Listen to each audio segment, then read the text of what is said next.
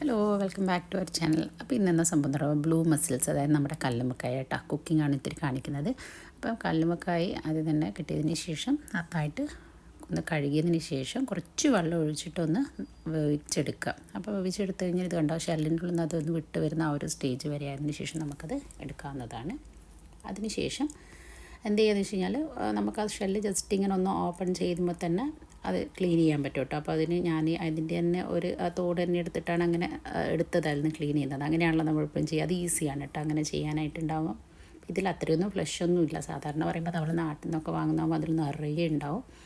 ഇത് പിന്നെ എന്താ പറയുക, ഇവിടെ ഇങ്ങനെയുള്ള ഒരു മോഡലാണ് കിട്ടിയത്. അപ്പോൾ ഒന്ന് ട്രൈ ചെയ്ത് നോക്കിയത്. അപ്പോൾ കഴുകി അതിന് ശേഷം എന്ത് ചെയ്യുകയെന്ന് വെച്ച് കഴിഞ്ഞാൽ അതിൻ്റെ ഫ്രണ്ടിലും ബാക്കിലും ഇത്തിരി ഒരു അഴുക്ക് പോലെ ഉണ്ടാവും കേട്ടോ. അതൊക്കെ ഒന്ന് ക്ലീൻ ചെയ്തെടുക്കുക. അതാണ് ഞാൻ പറയുന്നത്. അഴുക്ക് എന്ന് പറയുന്നത് ഫ്രണ്ടിൽ ഇപ്പോൾ അതിനൊന്നുമില്ല, ഒരു ചെറിയ ചകിരി പോലത്തെ ഇടാൻ ചില സമയം അതിങ്ങനെ എടുക്കുക.